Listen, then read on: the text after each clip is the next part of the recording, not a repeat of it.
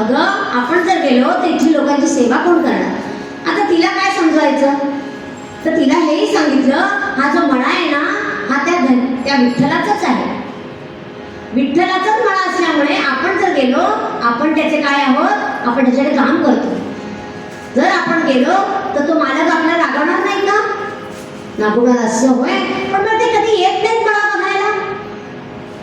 ते येते ना, येते.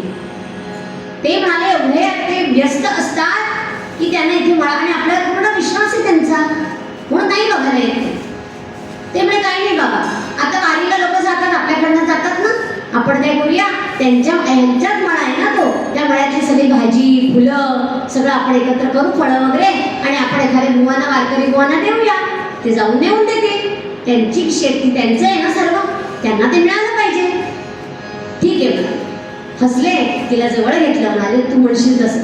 आणि त्याच वेळेला काही वारकरी गोपाल कृष्ण गोविंद कृष्ण राम कृष्ण हरी जय जय राम कृष्ण हरी राम कृष्ण हरी जय जय राम कृष्ण हरी. दारावरती सगळेजण आले आणि नागू पटकन पुढे गेली आणि म्हणाली, बुवा तुम्ही इकडनं चाललाय, आमचा ना तो विठ्ठल आहे, तो आमच्या मळ्याचा धनी आहे, तुम्ही एवढं हे सामान त्यांना द्याल का? टोपलीत सगळं भरलेलं होतं, भाजी वगैरे तिने छान छान खुडून काढली होती, हे सगळं तर त्यांना भाजीपाला नेऊन द्याल का?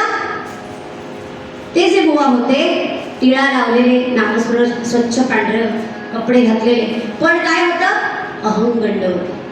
त्यांनी काय केली, तिची घेतली टोपली आणि उडवली, भिरकावून दिली आणि म्हणाले, अगासा विठ्ठल विठ्ठल, त्याचा काही धनी बिनी कळ नसतो.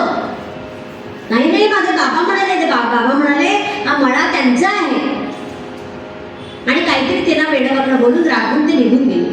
ही बिचारी रडत रडत रडत वडिलांकडे आली, म्हण बाबा मी एवढी भाजी सगळी घेतली होती आणि त्या बुवांनी नेली नाही. ते म्हणाला ठीक आहे, दुसरे कोणीतरी येतील, त्यांच्यावर आपण पाठवू बरं, पण ती सगळी धुळीत मिळाली. ऐका पुन्हा आपण निवडून काढू, कशाला एवढा विचार करतेस? म्हणून पुन्हा त्यांनी भाजी सगळी पुन्हा तिला टोपली भरून दिली आणि वाट बघत बसली. आणि सावताबाई येथे विठ्ठलाला, मोठे विठ्ठला पांडुरंगा, अरे माझ्या मुलीला मी आपलं तिला काय समजावं म्हणून सांगितलं, आता कोणाला तरी पाठव बाबा, ती भाजी घेतली ती घेऊन जा. आणि त्याच वेळेला चंद्रभागे तीरी करताला